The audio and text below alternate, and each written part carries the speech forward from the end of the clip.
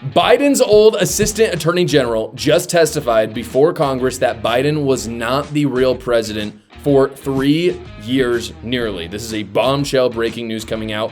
His name's Wold, that's his last name. Wold came out, said that Biden had no idea what his signature was being used for, that the auto pen was being used for years, and that he basically did not sign off on anything after 20 months into his presidency. Fortunately, because it was a public hearing, we actually have the full video of his testimony. Here it is. When the president signs, he communicates his assent and endorsement of the action he takes.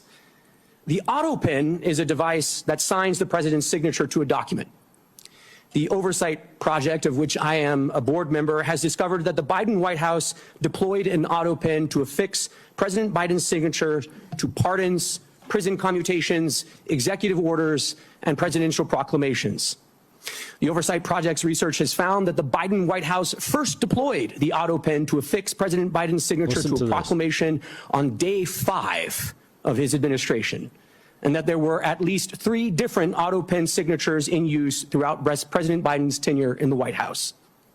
In June 2022, the Biden White House began deploying the auto pen to sign clemency warrants and executive orders. Auto pen use skyrocketed from there.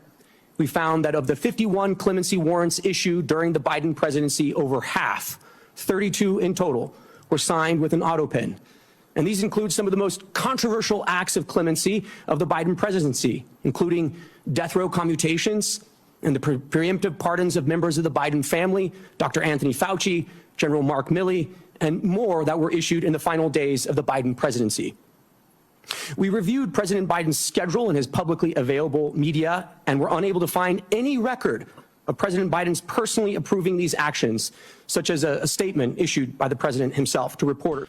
Biden was not the president. For 2.5 years, we had members of his staff just doing whatever they wanted with his signature, which is fascinating. And I think a lot of people will ask, obviously, who was the president then? I think it was his whole staff. I think his whole staff just did whatever the heck they wanted. I think Jill Biden and Hunter Biden did whatever the heck they wanted with his power. And usually, it seems, that included pre-pardoning their friends or getting their friends out of jail. That seems like it was the easiest thing to just kind of fly under the radar.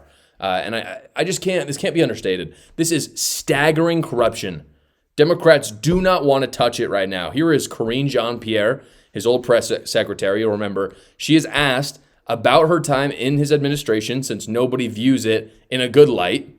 And all she can say is, hey, I'm a black lesbian, so I can't really be held accountable. I did my best. Do you have any regrets at all for anything that you said while you were speaking on behalf of this administration? Look. It's a simple yes or no. You don't even know. No, because you're asking for a yes or no question. I want to put some context to it too. I woke up every day. I woke up every day very proud to be the White House press secretary. I woke up every day as a Black woman who is queer, who no one had ever seen someone like me at that podium standing behind that lectern. It was an honor and a privilege to have that job. And I did it to the best of my abilities. She's not doing DEI a favor with that statement at all. The best of your abilities, this is what she's saying, was letting the most corrupt president in history get away with not even being president. That's what she's saying here. And again, we can't understate this. We cannot let this go. Joe Biden was not our president. He was an empty vessel. And we have hundreds of people who covered it up in his administration, including, by the way, people who are now pleading the fifth over it. You'll remember just a couple months ago, Joe Biden's doctors were asked in front of Congress if they knew that Biden was declining, and they pleaded the fifth. And you have to ask yourself with this new revelation, why was that? And here's what I think. Most likely, because they were sworn to secrecy by these people using the auto pen. These people wanted this covered up. They wanted Biden to seem coherent, but it was just so obvious. It was a lie. They overplayed themselves. They thought that they could make this happen, but he declined too fast. And so all they can do is just plead the fifth and hope that they don't get thrown in jail. Unfortunately, for justice, a lot of them have been given pre-pardons by, again, not Joe Biden, but by themselves, presumably. And that's a huge problem. When the next presidential election rolls around, Republicans must remind the American people the Democrats did this because they will do it again. The progressive left is a cult. I talk all about it in my book, A New Cult. You've heard about it. I talk about it pretty much every single episode at this point. So why have you not bought it, guys? Also, we've got Christmas coming around already. Yes, Christmas.